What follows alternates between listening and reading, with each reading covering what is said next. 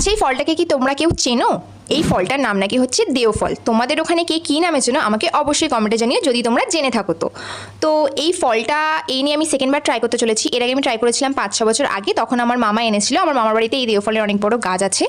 যাই হোক, তো এবারে করে আমার বাবা এনেছে। আর এই ফলটা না পেকে গেলে পুরো একদম হলুদ কালারের হয়ে থাকে। পুরো তোমরা স্ক্রিনে একটা ফটো দেখতে পাচ্ছ। আর এই ফলটা হালকা হালকা পেকেছিল। আর এটা না পেকে গেলে না তোমরা হাত দিয়ে হালকা করে প্রেস করবে, দেখবে ভেঙে যাবে। আর যদি কাঁচা থাকে, মানে আমি তোমাদেরকে দেখিয়ে দিচ্ছি, দেখো একটা কাঁচা দেও ফল নিয়ে এটাকে তোমরা হাত দিয়ে যতই প্রেস করো না কেন কিছুতেই ভাঙবে না। আর পাকা দেও ফলটা দেখো তোমরা ভাঙলে এর ভিতরটা দেখতে পাবে অনেকটা কিন্তু কাঁঠালের মতো দেখতে লাগে। যদিও বা এই দেও ফলটাকে ইংলিশে বলা হয় মাঙ্কি জ্যাকফ্রুট, কিন্তু আমি একটা কথা বুঝতে পারছি না এটাকে কোন দিক থেকে দেখতে মাঙ্কির মতো। যাই হোক, কাঁঠাল মানে আমাদের জ্যাকফ্রুট খেতে কিন্তু মিষ্টি হয়, কিন্তু এই ফলটা খেতে একদমই মিষ্টি হয় না। এই ফলটা খেতে হালকা হালকা টক হয়। পুরোপুরি পেকে গেলে তোমাদের হালকা টক লাগবে, আর যদি হালকা হালকা পাকা হয় যেরকমটা আমি ট্রাই করছি তাহলে তোমাদের একটু টক লাগবে। যাই হোক, খেতে কিন্তু আমার বেশ দারুণ মজা লেগেছিল।